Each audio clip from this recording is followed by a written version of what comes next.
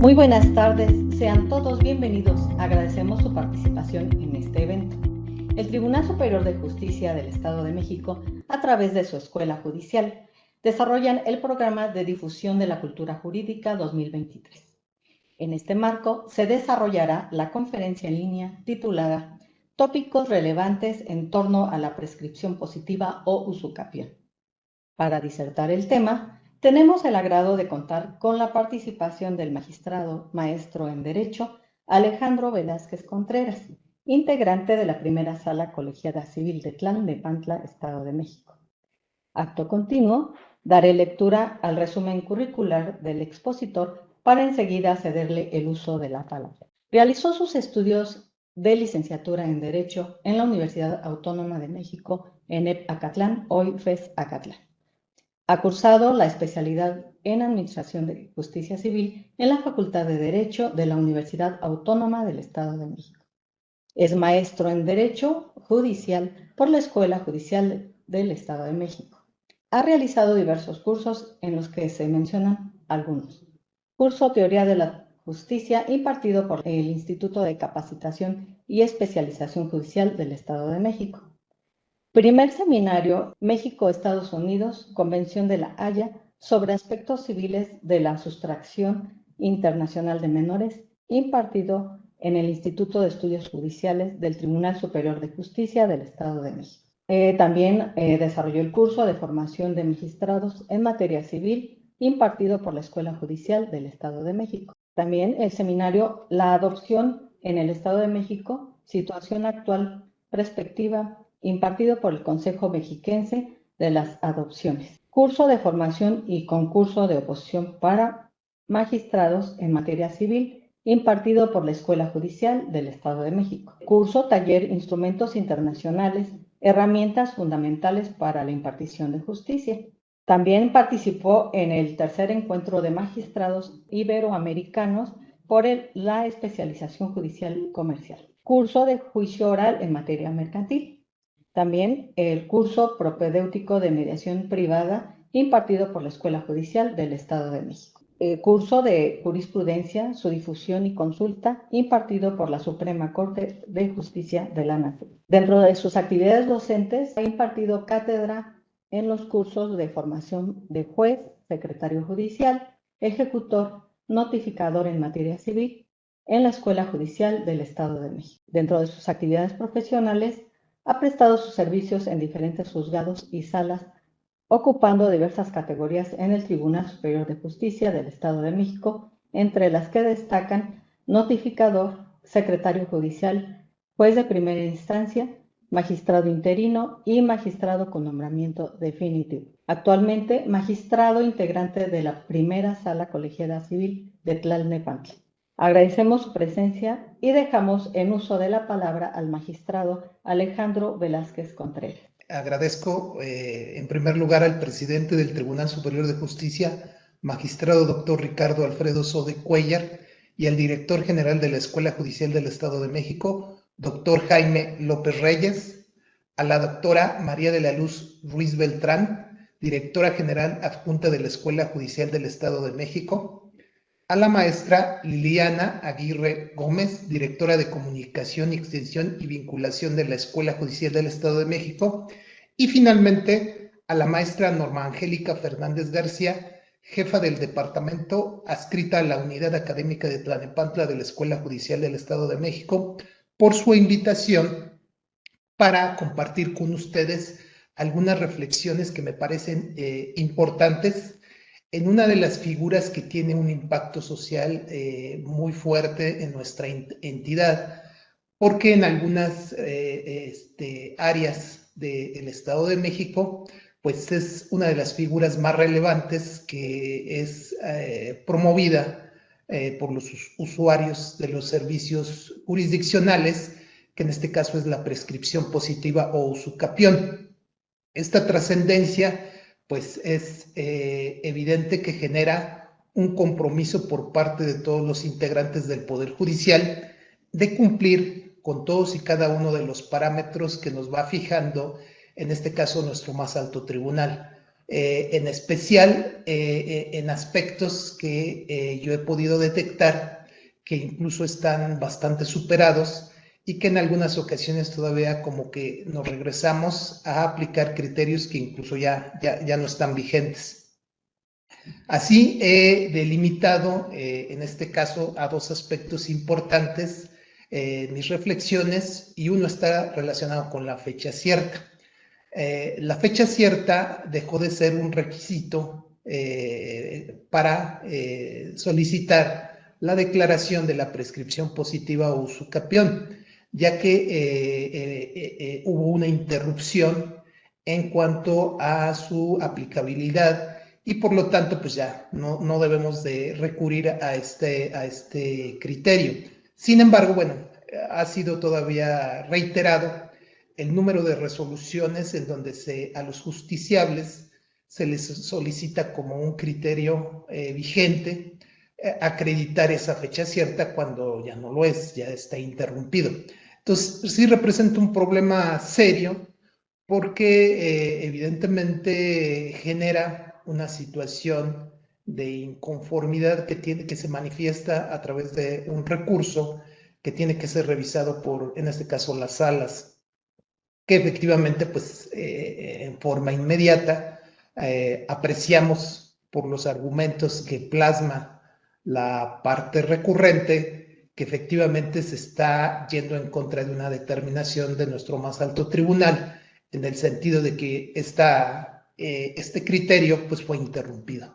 Sin embargo, bueno, pues esto es importante que se considere, porque ello representa un esfuerzo jurisdiccional y particular de las partes para retomar este punto y, bueno, continuar con el análisis de los elementos de la acción de usucapión. Lo propio acontece con el tema de otro aspecto importante de las bases objetivas. Se ha reiterado en bastantes ocasiones que no hay que exigir a las partes lo que incluso en la propia jurisprudencia se estableció como la prueba diabólica, ¿no?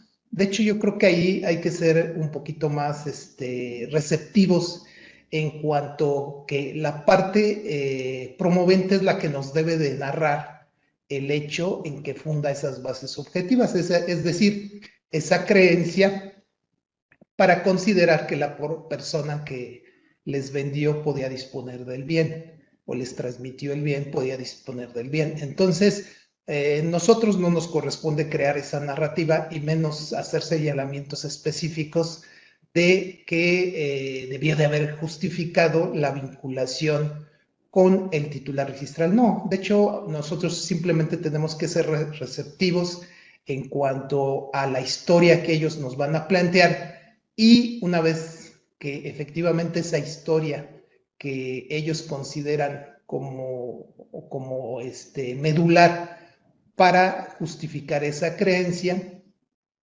nosotros lo que tenemos que, en primer lugar, pues ver es que esa narrativa conste en los hechos de su demanda, y por otro lado, que esta pues sea probada adecuadamente. Ya la calificación, lógicamente, de que esa creencia sea justificada, pues ya le corresponde al juez. Pero insisto, no nosotros debemos de crear esa narrativa, sino son las partes las que nos deben de decir en forma, en especial en sus hechos, qué fue lo que en este caso ellos consideraron para creer fundadamente que la persona que les transmitió pues podía disponer del bien. Esto es algo que hemos reiterado en algunas o varias resoluciones, a efecto de seguir los parámetros que en este caso nos establece nuestro más alto tribunal. Sentado ello, voy a hacer unas pequeñas reflexiones para que nos ubiquemos en el tema de lo que implica el tema específico de la prescripción positiva usucapión. Acuérdense que esta es una figura que surgió en el derecho romano y evidentemente ha ido evolucionando hasta llegar hasta nuestros días, en donde ese aspecto absoluto que tenía en aquellos momentos pues se ha ido disminuyendo en virtud de varios aspectos importantes que van relacionados con que esa situación de propiedad pues tiene que estar en función de el bien público o el interés general, es decir, ya no es absoluta.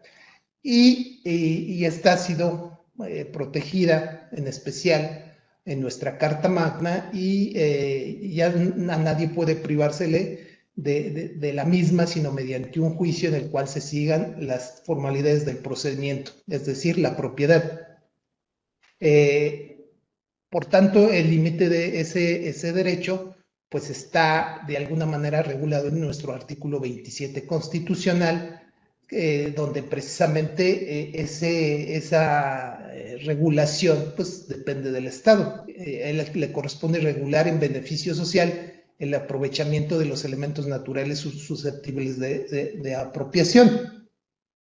Entonces, para que nosotros nos apropiemos de esos derechos, debemos de cumplir con ciertos requisitos y en especial algo que de alguna manera genera como sustento de la usucapión, pues es precisamente el no ejercicio o uso de ese derecho por un lapso prolongado, porque nada beneficia a la colectividad y eso ha permitido que pues quien adquiere el dominio a través de la posesión pues logre convertirse en el propietario.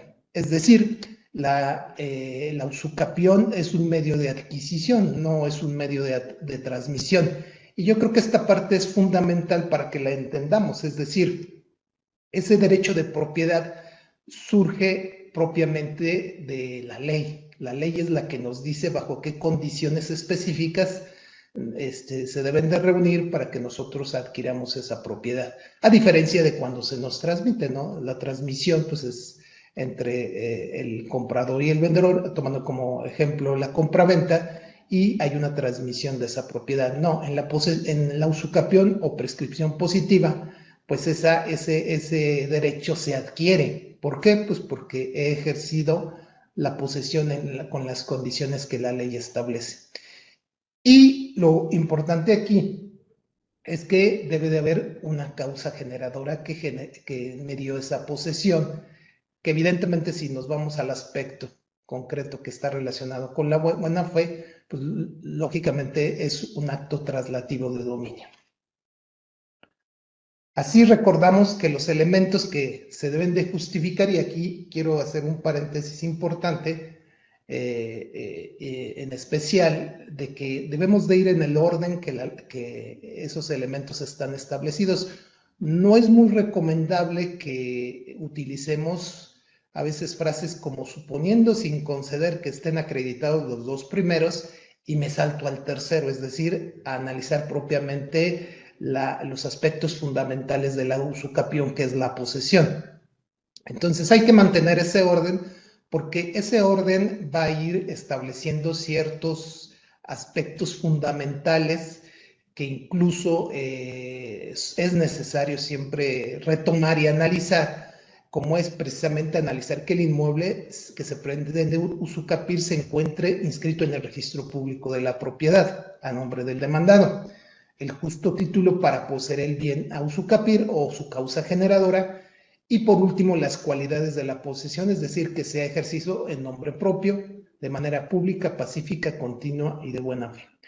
Pero sí es importante no saltarnos al aspecto de la posesión, porque son estos dos primeros elementos, el que aparezca inscrito y la causa generadora, aspectos fundamentales que deben de ser bien analizados, bien estudiados, porque precisamente de ello depende que podamos entrar al tercer elemento. Es decir, si los damos hasta cierto punto por acreditados con esas frases, pues evidentemente estamos creando ahí una situación jurídica que luego en análisis posteriores pues generan mucha dificultad de qué realmente quiso decir el juez, los tuvo por acreditados o no los tuvo por acreditados. Sin embargo, pues sí ya a veces en esos razonamientos impiden revisar en especial el aspecto de la causa generadora, que está muy vinculado a los temas que nosotros ahorita vamos a seguir comentando, porque da por sentado pues un cierto acreditamiento cuando a lo mejor no lo existe. Máxime, como lo he comentado, cuando son aspectos que están muy bien definidos y que nos permiten fortalecer el aspecto de la esencia de esta acción, que como les he venido comentando es muy relevante, muy importante en la vida de los usuarios de los servicios judiciales que tienen la necesidad de hacer uso de ello para consolidar su propiedad. Entonces, sí recomiendo como un punto importante dentro de estos comentarios que se siga manteniendo el orden. No saltárselos, la ley es en ese sentido y lógicamente la jurisprudencia muy clara en qué es lo que tenemos que tener por acreditado. Si lo seguimos, creo yo que vamos a fortalecer aún más nuestra sentencia e incluso pues no vamos a dejar grietas que en un momento dado nos generen pues dificultades para incluso llegar al tercer elemento. ¿Por qué? Porque como los damos por satisfechos y de alguna manera estamos analizando el aspecto de la posesión, pues está sentada sobre una estructura muy endeble que evidentemente puede colapsar y generar, pues, lógicamente, inconformidad con relación a los usuarios.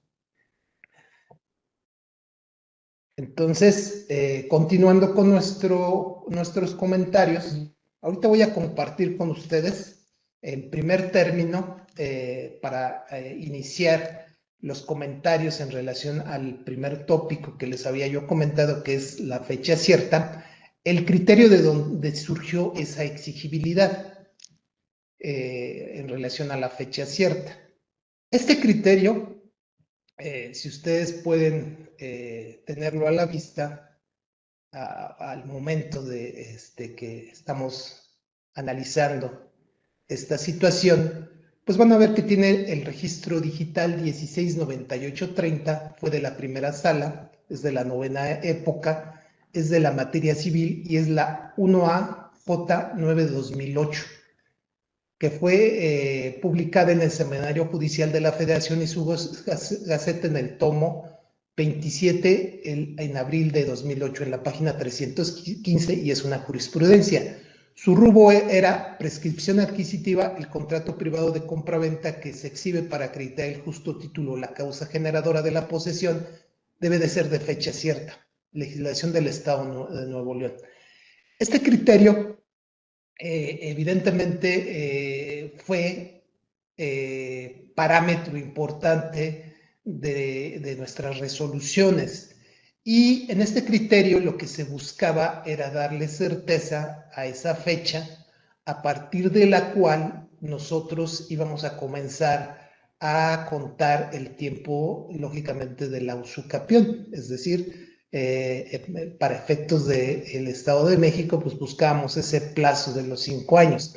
Entonces, recordando pues la fecha cierta, normalmente en el ámbito de derecho privado, tiene como finalidad dar certeza al momento en que ya podemos decir que existía ese documento. Normalmente, pues vuelvo a insistir, como ejemplo, el contrato de compraventa. ¿Por qué? Porque teníamos que distinguir entre la fecha de su celebración, es decir, la fecha real, y la fecha cierta, es decir, la fecha en el momento en que ya podíamos hablar de su existencia. Evidentemente eso nos llevaba en ocasiones a tener esos dos momentos. Una fecha que podríamos decir ocurrió, voy a dar un ejemplo, en 1995, y una fecha cierta que ocurrió en el 2010. ¿De qué dependía esa fecha cierta? Pues de 3 aspectos fundamentales. Que fuera de alguna manera constatado por alguna autoridad, que en este caso era el Registro Público de la Propiedad, un funcionario con fe pública, o el último de los aspectos es que alguna de las partes muriera. A partir de ese momento nosotros podíamos considerar que efectivamente ese documento era de fecha cierta. ¿Por qué? Pues porque teníamos una base jurídica que nos permitía afirmarlo. Entonces, en esta resolución que se dictó en la primera sala, que su manifestación para nuestro conocimiento está en esta tesis, pues los ministros consideraron en esta evolución que ha tenido la usucapión, pues establecer esa certeza a partir de la fijación de este criterio que, como les reitero, surgía de la inscripción en un registro público de la propiedad ante un fedatario o por la muerte de alguna de las partes. Así, ese aspecto permitía acreditar el justo título o causa generadora de la posesión y por eso se afirmaba que fuera de fecha cierta. Yo por eso mucho recomiendo a veces no quedarnos nada más en el contenido de la tesis, sino acudir a la ejecutoria de la que surgió esta tesis, porque ahí hay muchos elementos relevantes que nos permiten entender por qué en ese momento los ministros de nuestra Suprema Corte de Justicia de la Nación pues tomaron esta decisión. La finalidad, yo en lo particular creo que es dar certeza, generar herramientas sencillas, herramientas útiles a nosotros como juzgadores, para de ahí partir bajo un criterio unificador de un solo aspecto fundamental para poder nosotros establecer a partir de cuándo empieza a generarse esa fecha cierta. Como les decía, este aspecto pues ha ido evolucionando hasta que llegamos a nuestra nueva jurisprudencia que interrumpió esta que les estoy compartiendo y de la cual también voy a dar una muestra a efecto de que puedan ustedes apreciar incluso cuáles son los elementos de su ubicación para que la puedan consultar. Denme un segundito. Voy a volver a compartir. Bueno, esta nueva jurisprudencia, de hecho, tiene muchísimos elementos novedosos que yo les recomiendo que hay que seguir profundizando en ellos, porque creo yo, bueno, a mí en lo personal coinciden con mucho de lo que yo he pensado en el aspecto tanto de la causa generadora como en el aspecto de volver a esa situación específica de el alcance y límite que tiene este justo título o causa generadora, que vuelvo a reiterar, lo más importante efectivamente es la posesión, pero este elemento representa, creo yo, que algo importante es como la llave de acceso, digámoslo así, a poder estar dentro de los parámetros que la prescripción positiva o la usucapión debe de tener. Entonces, este criterio a mí sí me pareció muy relevante, incluso al igual que el anterior, los invito a darle una leidita a la ejecutoria, que es la que contiene muchos elementos que da respuesta a muchos de los aspectos que nosotros hemos comentado.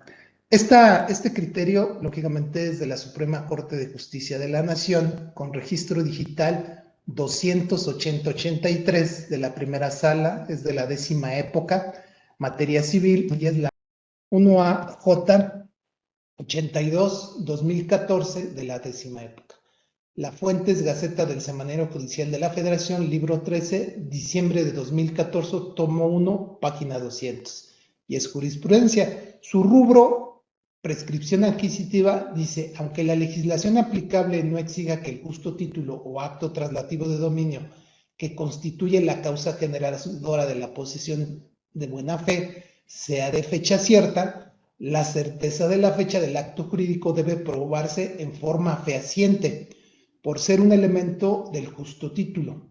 Y fíjense, aquí es algo que yo hago notar que la propia jurisprudencia no lo dice, interrupción de la jurisprudencia 1AJ9-2008, que es precisamente la que hace un momento yo les compartía. Entonces, incluso el puro rubro ya nos da la alerta de que ya no podemos aplicar la otra jurisprudencia. Sin embargo, les reitero, pues sí ha seguido en algunas ocasiones siendo motivo de aplicación, lógicamente no fundada, y que ha generado pues esa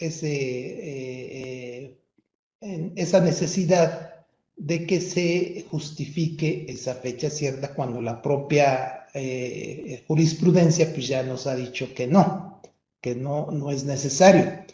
Dentro de esta jurisprudencia, lógicamente en el aspecto de la fecha cierta, pues va determinando el aspecto de que esta situación de la fecha cierta pues no es necesaria. Aquí lo que se tiene que acreditar es la certeza de la fecha, pero de la celebración, y que este acto jurídico es auténtico. Entonces, al haber esa precisión por parte de nuestro más alto tribunal, debemos de ceñirnos a establecer bajo este aspecto los aspectos precisos de la fecha de la celebración. De hecho, incluso dentro de propio criterio, pues nos hace mención de esa distinción cuando en el punto tercero de estos elementos que debemos de analizar, el primero, los voy a enumerar para que no nos perdamos, que ahorita que estoy compartiendo la pantalla los podemos ver en la página segunda, que dice: el promovente debe aportar al juicio de su campeón las pruebas necesarias para acreditar. Todo esto, vuelvo a insistir, está relacionado con nuestro justo título o causa generadora. El primer aspecto que debemos de justificar, que también es parte de los tópicos que estamos nosotros analizando, es que el acto traslativo de dominio que constituye su justo título tuvo lugar, lo cual debe de acompañarse de pruebas que demuestren que objetivamente existían bases suficientes para creer fundadamente que el enajenante podía disponer del bien, lo cual prueba cierta diligencia e interés en el adquiriente en conocer el origen del título que aduce tener sus enajenantes. 2. Si el acto traslativo de dominio de que se trata es oneroso, que se hicieron pagos a cuenta del precio pactado. En caso contrario, tendrá que probar que la transmisión del bien se hizo en forma gratuita. Y lo que nos interesa para efectos ahorita del tópico que estamos analizando es la fecha de celebración del acto jurídico traslativo de dominio, lo cual deberá acreditarse en forma fehaciente, pues constituye el punto de partida para el cómputo del plazo necesario para que opere la prescripción adquisitiva de buena fe. Si nos damos cuenta, dentro de este elemento no nos habla de la fecha cierta, nos habla de la fecha de celebración del acto jurídico traslativo de dominio, es decir, en el ejemplo que yo les ponía, si el contrato se celebró en el año de 1995 y en el 2010 las partes lo presentaron a un fedatario público o alguno de ellos murió, no es la fecha que nos interesa, no es la fecha en que se tuvo la certeza de que ese documento existía, no, es la fecha en que se celebró, es decir, ¿qué fecha debo de justificar? Pues la de 1995, porque así lo dice este criterio, que es la fecha de celebración del acto jurídico traslativo de dominio, lo cual deberá acreditarse en forma fehaciente, pues constituye el punto de partida. ¿De dónde debemos de contar? Pues a partir de la fecha de celebración. Ya ven que es muy común que en los hechos normalmente nos digan las partes: a partir de que celebré el contrato, se me puso en posesión. ¿Para qué? Pues para que realicen el cómputo del plazo necesario para que opere la prescripción adquisitiva de buena fe. Este criterio, algo que también creo yo que es muy importante, pues es que está referido a una usucapión de buena fe, a una usucapión que parte de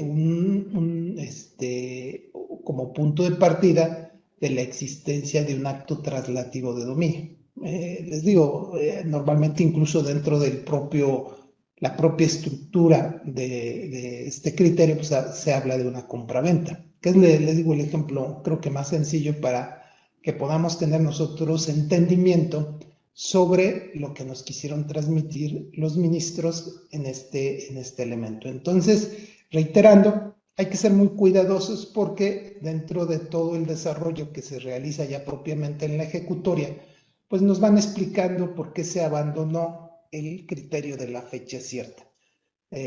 Yo también coincido con ello, de hecho creo que lo más adecuado es contar a partir de la fecha de celebración, pero, insisto, lo más importante es que se debe de acreditar de forma fehaciente esa fecha de celebración.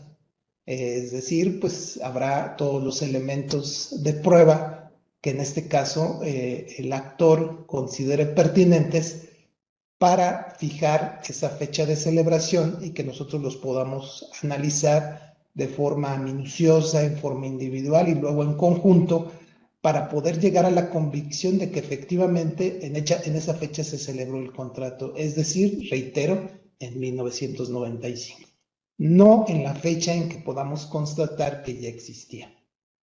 Dentro de ese análisis que realiza nuestro tribunal, nuestro máximo tribunal, pues va diciendo todos y cada uno de los argumentos que consideran pues ya no son actuales para poder justificar la situación de la fecha cierta. Y dice, se puede justificar pues, con los elementos de prueba que las partes en un momento dado tengan a su mano.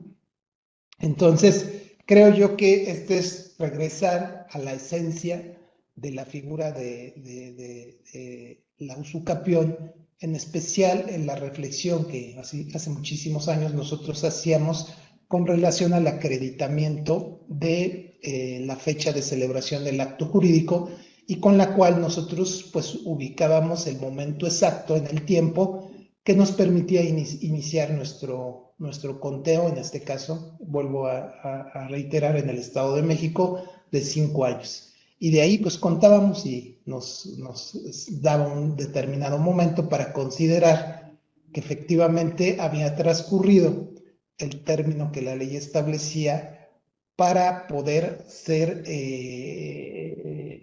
acreedor o poder justificar pues esa usucapión o prescripción positiva de buena fe y obtener pues una sentencia que fuera favorable a sus intereses en el sentido de declararlo propietario mediante precisamente haber cumplido con el tiempo y las condiciones que la ley establece para este tipo de figuras.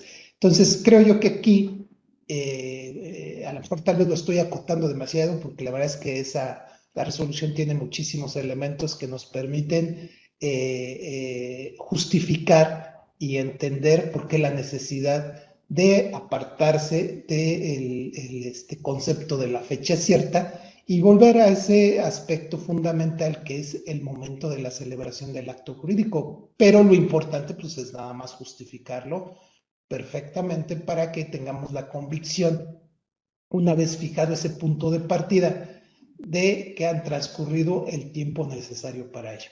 Entonces, aquí a manera de una primera conclusión, diría que es muy importante que cuidemos no realizar la aplicación de un criterio que ya no tiene vigencia. ¿Por qué? Pues porque fue interrumpido precisamente por esta jurisprudencia y pues ello evidentemente genera un cierto desgaste tanto para el propio órgano jurisdiccional que la dicta como para las partes y lógicamente un camino a veces un poquito complicado para llegar a una resolución de segunda instancia que va a determinar sobre un aspecto que está ya superado, que es la interrupción de esta jurisprudencia que establecía como requisito, y yo creo que esa es la palabra clave, requisito, la fecha cierta. En este momento ya no es un requisito. Lo que debemos de acreditar es la fecha de celebración del acto jurídico trasladativo de dominio. Bueno, vamos a retomar ahora el tema de las bases objetivas. Las bases objetivas fue un aspecto que creo yo muy afortunado que se precisó en esta jurisprudencia. De hecho, fueron bastantes elementos los que nos dio nuevos para que nosotros tengamos una fortaleza de argumentos en relación a esa llave, a ese mecanismo que da propiamente acceso a una prescripción positiva, que es precisamente la causa generadora de la posesión. Aquí retomando los aspectos medulares que nos da esta jurisprudencia, dice que el acto traslativo de dominio que constituye su justo título tuvo lugar. Ese es el primer punto, lo cual debe de acompañarse de pruebas que demuestren que objetivamente existían bases suficientes para creer fundadamente que el enajenante podía disponer del bien. Entonces, cuando habla de esas bases objetivas, evidentemente, aquí yo reitero, nosotros no debemos de establecerlas, señalando en la sentencia, oye, es que tú no hiciste esto, es que tú no precisaste eso. No, hay que escuchar la historia, hay que ver qué en este caso el actor nos dice, qué es lo que él consideró, qué es lo que él vio, qué es lo que él escuchó que le permitió establecer que sí existían bases suficientes para creer que precisamente la persona que le transmitió ese inmueble, pues podía disponer de él.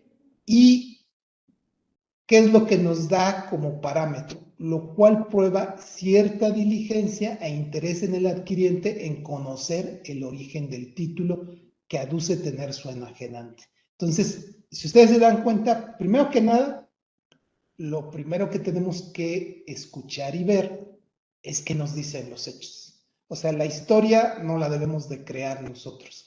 La historia no la debe de presentar la parte actora, donde nos dé todos los aspectos fundamentales, todos los aspectos objetivos que le permitieron saber que la persona podía disponer del bien. Es decir, nosotros no tenemos por qué limitarlo.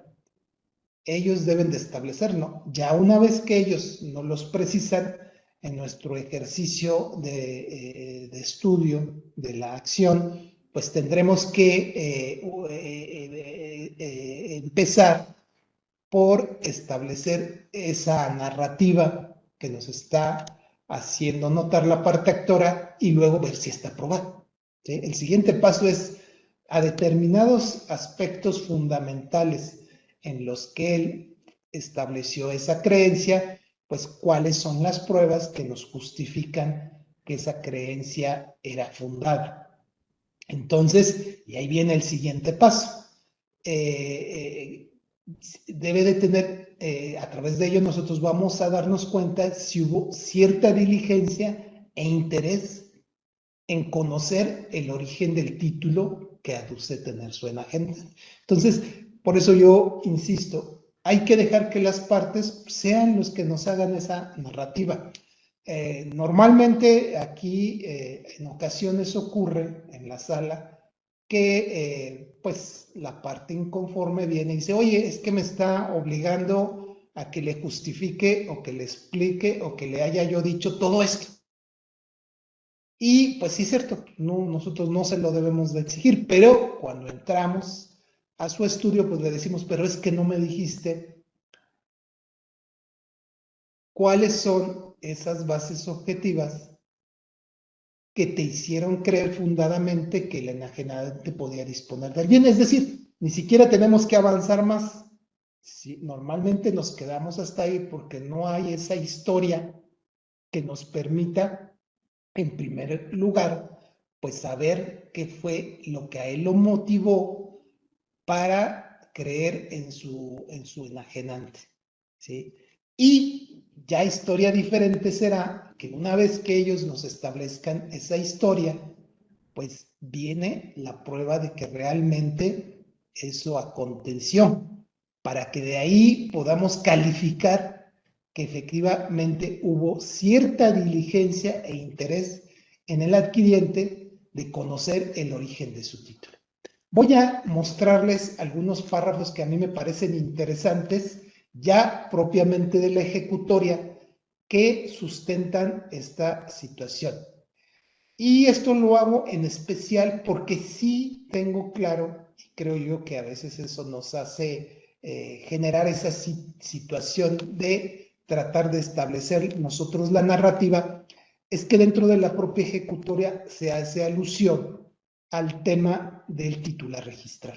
Entonces, evidentemente, esa parte debe ser ponderada con cuidado porque yo lo veo más como una cuestión que va relacionada con la diligencia e interés, no tanto con la creación de la narrativa que las partes nos deben de señalar para que nosotros veamos que efectivamente se cumple con esta primera parte de este elemento que son las bases objetivas. Voy a dejar de compartir esta tesis de jurisprudencia y les voy a compartir la ejecutoria en un apartado que yo he seleccionado para que ustedes tengan mayores elementos y puedan, evidentemente, que es lo que a mí me interesa, pues que su estudio tenga suficiente fuerza al momento de que ustedes lo analicen y bueno, pues no genere una situación que pueda incomodar pues a las partes. Permítanme un segundo. Estos son algunos fragmentos que yo he seleccionado de la ejecutoria, que yo creo que son como las claves que los ministros nos van dando como una serie de pasos que nosotros debemos de tener para precisamente considerar este elemento que les debo de decir que a mí me parece muy relevante, porque a lo mejor no con estas palabras, pero en mi etapa de juez yo así lo consideraba, que era importante que nosotros tuviéramos esa convicción de que efectivamente hubo ese cuidado. Incluso por eso les digo, he seleccionado algunas áreas, algunas partes de la resolución que me parecen importantes. En este caso, dice, pero tampoco puede serlo un acto negligente que evidencie que el poseedor no tuvo el menor cuidado de cerciorarse si la persona con quien firmaba o celebraba el acto jurídico tenía la propiedad o facultad de disponer del bien. Este aspecto, vuelvo a un poquito a lo que ya les había yo comentado, es como esa narrativa. En esa narrativa creo yo que debe de estar estos aspectos que nos permitan, una vez probados, vuelvo a los pasos que debemos de hacer. Número uno, que ellos no lo narren. Segundo, que ellos no lo prueben. Y cuando nosotros vayamos a hacer nuestro análisis y estudio, lo que tenemos que ver es esto, pero tampoco puede ser un acto negligente que evidencie que el poseedor no tuvo el menor cuidado de cerciorarse si la persona con quien firmaba o celebraba el acto tenía la propiedad o facultad de disponer del bien. Entonces, si llegamos a este punto es cuando sí, a lo mejor podemos establecer una opinión respecto a la situación que ellos nos plantean como su narrativa y si alcanza para que nosotros veamos que sí, efectivamente, no fue un acto negligente, sino por el contrario, que ese acto o esos argumentos que nos dan nos llevan a la convicción de que sí tuvo cuidado de cerciorarse de que la persona con quien firmaba o celebraba el acto jurídico tenía la propiedad o facultad de disponer del bien. Por eso no quiero limitarlo a un solo aspecto, que es a lo mejor lo que yo he podido percibir, que nosotros lo estamos cerrando en una sola situación y no estamos dejando la libertad que tienen las partes de argumentarnos, porque cada acto jurídico tiene una existencia propia, tiene toda una motivación propia que incluso es parte de lo que nosotros tenemos que valorar, incluso para llegar a la situación de esa certeza. Otro punto importante es que es también que también lo es que esa creencia debe de ser seria y descansar en un error que en concepto del juez sea fundado. Y este punto también me parece importante porque, vuelvo a insistir, ya es lo que nosotros, una vez que hemos visto esa narrativa, que no la han justificado, es el siguiente aspecto que el juez debe de considerar para poder tener por justificado este elemento.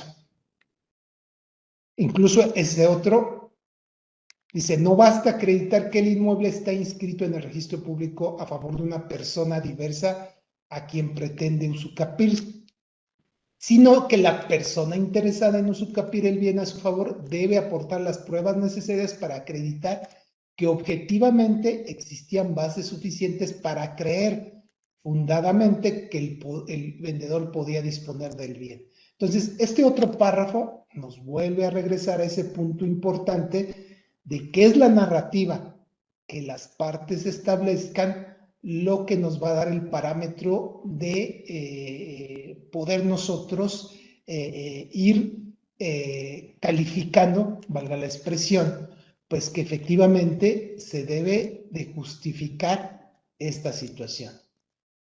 Aquí hay este parrafito, creo yo que es a veces el que nos da ese parámetro para nosotros a veces decirlo así en nuestra resolución.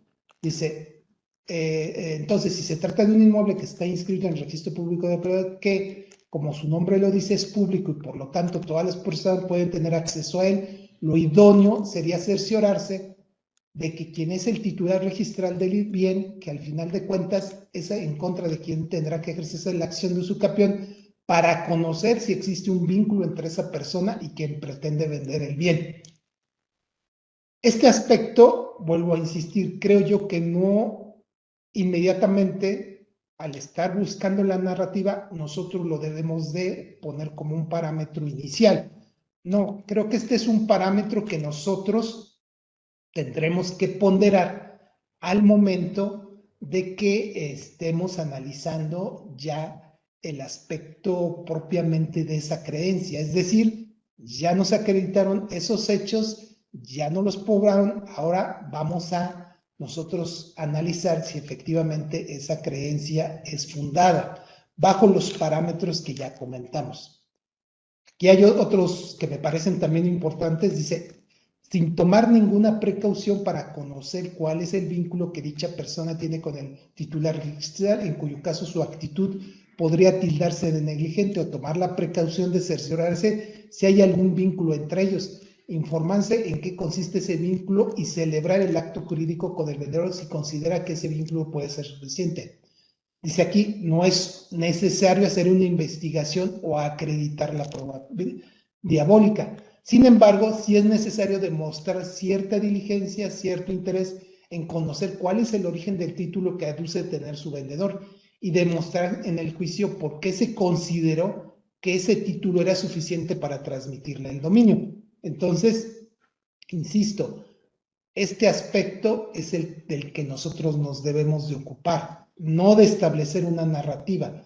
Nosotros propiamente vamos a calificar esa narrativa. Y bueno, aquí ya este criterio pues concluye en el aspecto fundamental que está contenido en ese elemento, pues es que existan bases objetivas que permitan fundada y seriamente creer que la persona que podía, que le transmitió el bien, efectivamente podía disponer. Y bueno, aquí creo yo que nos da un aspecto que creo que es muy importante, que qué ocurre cuando nosotros efectivamente no tenemos por justificado objetivamente ese elemento. El mismo criterio nos da la solución. Si no estás en los 5 años como ese término especial que le estoy dando a ese justiciable que cumplió con estos parámetros, pues vete al general, ¿no? Vamos a decir, al de 10, en este caso, en el caso del Estado de México, a 10 años. Porque dice aquí, todo aquel que no puede demostrar un nivel mínimo de diligencia podrá prescribir, pero en el plazo más largo de 10 años ya, que de otra forma se estará ampliando injustificadamente el régimen especial que el legislador creó para aquellas personas que puedan probar que su creencia en la validez de su título es fundada, lo cual requiere de circunstancias objetivas y no apreciaciones meramente subjetivas ajenas a la realidad. Es decir, aquí nos está dando otro parámetro muy importante para cuando nosotros estemos analizando esa prescripción positiva o usucapión.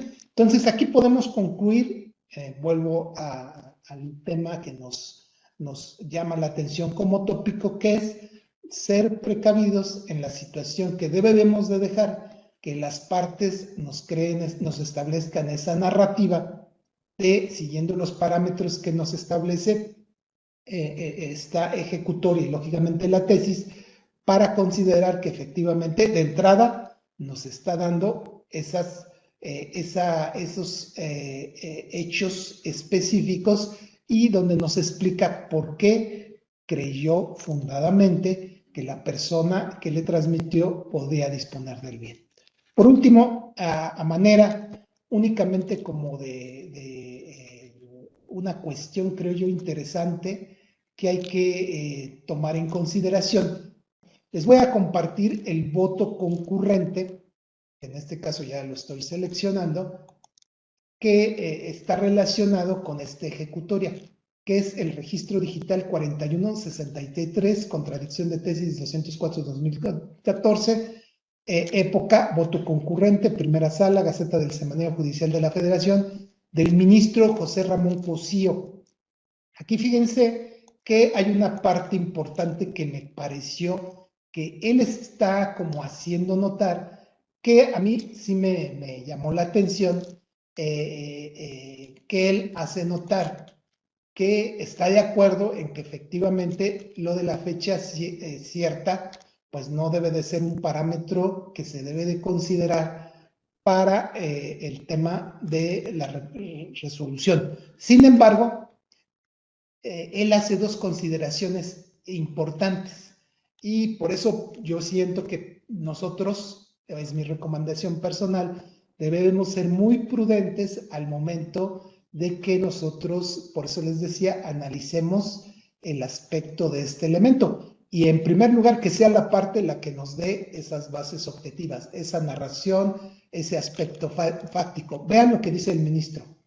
La exigencia para acreditar la buena fe del adquiriente de que cuando el inmueble se encuentre inscrito en el registro público de la propiedad debe cerciorarse de quién es el titular registral del inmueble y verificar que existe un vínculo entre esa persona y el vendedor, y la afirmación de que el adquiriente que contrata directamente con el titular registral tiene a su favor tanto la acción pro forma como la de prescripción positiva. Él dice: me parece excesivo exigir del adquiriente verificar la existencia de algún vínculo entre el titular registral y su vendedor, cuando existen otros medios menos gravosos de acreditar la buena fe del adquiriente. Por ejemplo, si demuestra haber adquirido de quien ha venido poseyendo el bien, considerando que la posesión hace presumir la propiedad. Entonces, este voto, yo les digo, me pareció muy interesante porque él va más allá de lo que el criterio en ese sentido establece. Entonces, yo lo único que les haría como comentario importante es no dejarlo de tomar en cuenta. ¿Por qué? Porque ya saben que nuestro máximo tribunal, en una nueva reflexión, pues puede cambiar esa parte medular que quedó dentro de la resolución de la ejecutoria, y que bueno, que les digo yo, a mí me parece que ha dado un poquito por ahí de confusión en relación a nosotros establecer una determinada narrativa vinculada al conjunto de transmisiones que deben de haber desde el titular registral. No, hay que estar a los hechos que ellos nos digan y ver si en un momento dado, número uno, nos los dicen, en segundo lugar nos los prueban y por último, pues nosotros ya los ponderaremos. Entonces, de mi parte, creo yo que sería todo. Vuelvo a reiterar mi agradecimiento al señor presidente, a los integrantes de la Escuela Judicial por haberme invitado a esta plática que espero pueda servir para nuestro quehacer diario. Muchas gracias.